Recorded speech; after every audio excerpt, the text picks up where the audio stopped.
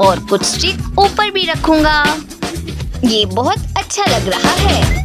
और अब कुछ हरा चाहिए। ओह वाह, इसे भी चख लेता हूँ। ये मजेदार है। और अब मुझे इसे केक के ऊपर फैलाना होगा। ओह वाह, ये कितना अच्छा लग रहा है। क्या अभी ये बाकी है? मैं इसे खा लेता हूँ। ओह वाह, एक असली बांस का बगीचा। इसमें सिर्फ एक पांडा की कमी है। देखो ये कितना प्यारा है। ओह ये बहुत खूबसूरत है। मैं इसे इसके ऊपर रखता हूँ और ये तैयार है। ओह तुम बहुत अच्छे हो। लेकिन यहाँ देखो, मैं इधर एक मास्टरपीस बनाने जा रही हूँ। इसे ध्यान से देखो ताकि ये तुम्हें अच्छे से समझ आ सके। बस इस पे थोड़ा सा काम बाकी है और ये तैयार है।